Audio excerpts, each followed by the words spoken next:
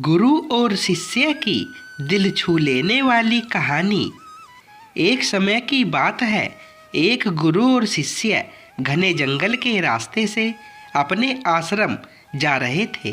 अंधेरा काफ़ी हो चुका था तो शिष्य ने अपने गुरु से कहा, गुरुजी, आज अंधेरा काफ़ी हो चुका है और ये जंगल खतरों से खाली नहीं। क्यों ना आज रात आसपास के गांव में विश्राम करें।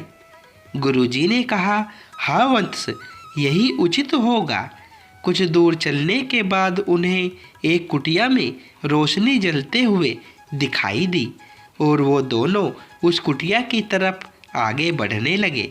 अब जैसे ही वो वहाँ पहुँचे, शिष्य ने दरवाज़ा खटखटाया और अंदर से एक गरीब आदमी दरवाज़ा खोल के बाहर आया। गुरुजी ने उस गरीब आदमी से कहा, वत्स, हम अपने आश्रम जा रहे थे। आज अंधेरा भी काफ़ी हो चुका है।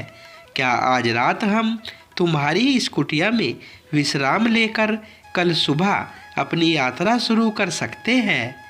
उस गरीब आदमी ने कहा, आप दोनों के आने से मैं धन्य हो गया। आइए, अंदर आइए। और दोनों गुरु और शिष्य अंदर गए। गुरुजी ने देखा कि वो आदमी बहुत ही गरीब था। गुरुजी ने उस गरीब आदमी से पूछा, हे वत्स, तुम क्या करते हो? उस गरीब आदमी ने कहा, गुरुजी, मेरे पास एक ज़मीन है।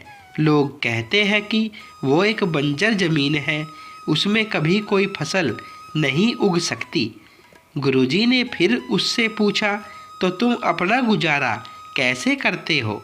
उस गरीब आदमी ने कहा, मेरे पास एक भैंस है, उसके दूध को बेचकर मैं अपना घर चलाता हूँ। गुरुजी को अब सारी बात समझ में आ गई और वो दोनों जाकर सो गए। अगली सुबह होने से पहले गुरुजी ने अपने शिष्य को उठाया और कहा, चलो हम इसकी भैंस को अपने आश्रम ले जाते हैं। शिष्य ने कहा, जिस आदमी ने हमें विश्राम के लिए जगह दी, उसी की भैंस चुराना क्या ये उचित है? गुरुजी ने कहा, उचित अनुचित की बातें तुम मुझ पर छोड़ दो वत्स, और इस भैंस को अपने आश्रम ले चलो। और वो दोनों उस भैंस को लेकर अपने आश्रम चले गए। पर शिष्य को ये थोड़ा भी अच्छा नहीं लगा और वो ये चीज़ कभी भूल ही नहीं पाया। ऐसे ही 10 साल बीत गए। गुरुजी भी अब नहीं रहे। अब शिष्य भी बड़ा हो चुका था। उसने निर्णय लिया कि क्यों न मैं उस गांव में जाकर उस आदमी को एक बार देख के आऊं। उस गांव में पहुंचने के बाद उसने देखा कि वो गरीब आदमी अब बहुत ही अमीर हो चुका था। उससे जाकर पूछा, क्या आप मुझे पहचान सकते हो? मैं 10 साल पहले अपने गुरुजी के साथ आपके घर आया था। उस गरीब आदमी ने कहा, हाँ, मैं फिर से आपको देखकर धन्य हो गया। जिस रात आप दोनों मेरे घर आए थे, उसकी अगली सुबह मैंने उठ के देखा तो आप दोनों जा चुके थे और मेरी भैंस भी कहीं भाग गई थी। मेरे पास और कोई चारा नहीं था अपना गुजारा करने के लिए, तो मैं उस बंजर ज़मीन पर ही दिन रात मेहनत करने लगा और धीरे धीरे उसमें भी अच्छी फसल उगने लगी। और उसी पैसे से मैं एक के बाद एक ज़मीन खरीदने लगा और उसमें मेहनत करने लगा। उस वजह से मैं आज ऐसा अमीर बन पाया हूँ।